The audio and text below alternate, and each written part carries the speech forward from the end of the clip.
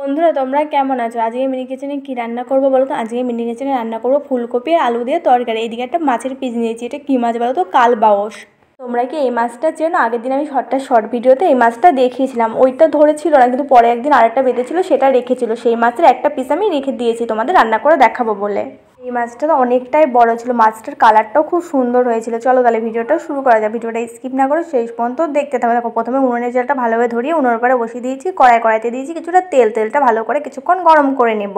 আর আমি এইদিকে মাছের গায়ে হলুদ লবণ সব দিয়ে দিয়েছি। হলুদ লবণ দিয়ে মাছের গায়ে হলুদ লবণটা খুব ভালো করে মাখিয়ে নিয়েছি।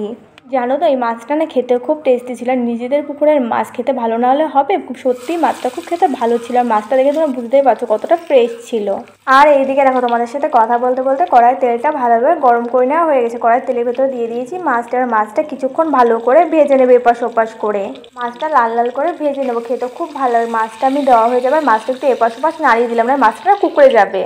তোমরা কি ফুলকপি আর মাছ দিয়ে এইভাবে রান্না করে খেয়েছো? খেয়ে থাকলে অবশ্যই জানাবে এবার কেমন লাগে। ফুলকপি আর এইভাবে মাছ দিয়ে ঝোল করলে আমার কাছে খুব ভালো লাগে খেতে। আমি না ফুলকপিগুলো খুবই ছোটো ছোটো করে কেটে নিয়েছি, আর ফুলকপিগুলো ভালোভাবে গলে যায়। এখন দেখো, এখন তো মাছটা দেখে তোমরা বুঝতেই পারছো পুরো লাল লাল করে ভেজে নিয়েছি। মাছটা কিন্তু ভাজা অবস্থাও খেতেও খুব ভালো লাগবে। দেখেছো কতটা লাল লাল করে ভেজে নিয়েছি।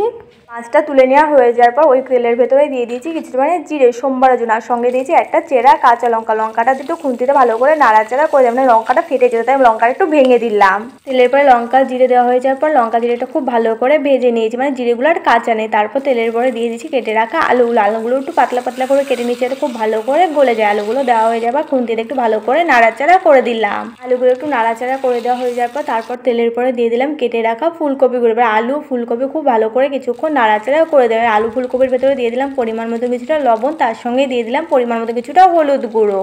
ফুলকপির ভেতরে হলুদ আর লবণ দেওয়া হয়ে যাবে। এবার ফুলকপিটা কিছুক্ষণ সময় নিয়ে ভালো করে ভেজে নিতে হবে। ফুলকপির আলুটাতে তাড়াতাড়ি করে ভাজা হয়ে যায়, সেদ্ধ হয়ে যায়, এই জন্য মাঝে মাঝে বাটিতে একটু ঢেকে দেবে, এতে করে ফুলকপিগুলো তাড়াতাড়ি সেদ্ধ হয়ে যাবে, তাড়াতাড়ি করে ভাজা হয়ে যাবে। বন্ধুরা তোমরা যদি এখন আমার চ্যানেলটি সাবস্ক্রাইব না করে থাকো অবশ্যই মনে করে আমার চ্যানেলটি সাবস্ক্রাইব করে দেওয়া। তোমাদের কাছে যদি ভিডিওটা ভালো লাগে তাহলে ভিডিওটা লাইক করে দেওয়ার পাশে থাকা বেল আইকনটা অবশ্যই মনে করে প্রেস করে রেখো, যাতে করে আমার পরবর্তী ভিডিওর নোটিফিকেশন সবার আগে তোমার কাছে পৌঁছাতে পারে। দেখো বাটিটা দিয়ে ঢেকে দিয়েছিলাম কিছু সময়ের জন্য। বাটিটা তুলে ফুলকপি আর আলুটা খুন্তিতে আরও কিছুক্ষণ ভালো করে নাড়াচাড়া করে দিলাম। আর ফুলকপির ভেতরে আরও কিছুটা গুঁড়ো মশলা দিয়ে দেবো। দিয়ে দিয়েছি কিছুটা পরিমাণে লঙ্কার গুঁড়ো, আর দিলাম কিছুটা জিরে আর ধনের গুঁড়ো, আর দেবো কিছুটা পরিমাণ মতন হলুদ গুঁড়ো। আমার কাছে না পরে মনে হয়েছিল হলুদটা একটু কম হয়ে গেছে, তাই পরে আরও একটু হলুদ দিয়েছি। সব গুঁড়ো মশলাগুলো দেওয়া হয়ে যায়। ফুলকপিটা কিছুক্ষণ ভালো করে মশলার সাথে ভেজে নেব। কি বলো তো, ফুলকপিটা একটু সময় নিয়ে ভালো করে ভেজে নিলে না রান্না করতে সময় লাগে না। দেখো ফুলকপিটা মশলার সাথে কিছুক্ষণ ভালো করে ভেজে নিয়ে আবার হাঁড়ি থেকে আমি দিয়ে দিয়েছি পরিমাণ মতো কিছুটা গরম জল। দেখো আমি অনেকটাই ঝোল দিয়েছি, এতটা আমি ঝোল রাখবো না, কিন্তু বেশি করে ঝোল দিয়ে যাতে ফুলকপিগুলো ভালোভাবে সেদ্ধ হয়ে যায়। মানে তরকারি ঝোলটা কিছুক্ষণ ফুটতে দিতে হবে।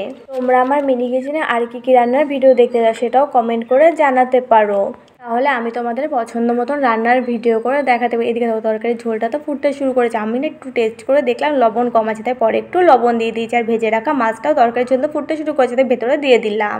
ফুলকপির ঝোলের ভেতরে মাছ দেওয়া হয়ে গেছে। তরকারিটা আরও কিছু সময় হতে দেবো। আমি না তরকারিটা অনেক কম মশলা দিয়ে রান্না করেছি। তোমরা ফুলকপির তরকারি কী মশলা দিয়ে রান্না করো অবশ্যই কমেন্ট করে জানিও।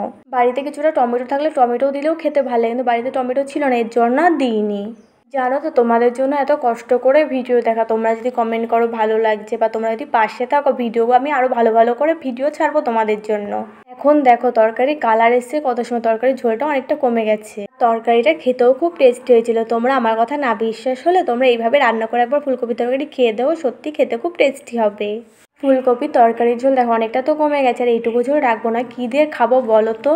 এখন আমার ফুলকপির তরকারি রান্না করা কমপ্লিট। এবার ফুলকপির তরকারি ওপর দিয়ে দেবো কিছুটা পরিমাণে গরম মশলা গুঁড়ো, এটা আরও খেতে বেশি ভালো লাগবে। ফুলকপির তরকারি মাছ দিয়ে রান্না করলে গরম মশলা দিলে খেতে বেশ ভালো লাগে। দেখো গরম মশলা দেওয়া হয়ে যাওয়ার পর তরকারিটা একটু খুন্তিতে ভালো করে নাড়াচাড়া করে দিলে এবার তরকারির প্রতি কী দেবো বলো তো, কিছুটা পরিমাণে ধনেপাতা কুচি। এখন দেখো ধনেপাতাটা আমি একটু বেশি করেই দিয়েছি। তরকারিতে সব ধনেপাতা দেওয়া হয়ে যাবার খুন্তিতে একটু ভালো করে নাড়াচাড়া করে দেবে। এখন তরকারিটা একটু সময় হতে দেবো, তারপর তরকারিটা আমি নামিয়ে নেবো সুন্দর করে। তোমাদের কার কার তরকারিটা থেকে খেতে ইচ্ছে করছে তারা চলে আসতে পারো। ভিডিওটা ভালো লাগলে একটা লাইক করে দেওয়ার, মনে করে চ্যানেলটা সাবস্ক্রাইব করে দিও। আজকে তাহলে আসি, দেখা হচ্ছে পরের ভিডিওতে। তোমরা সব ভালো থেকো, সুস্থ থেকো।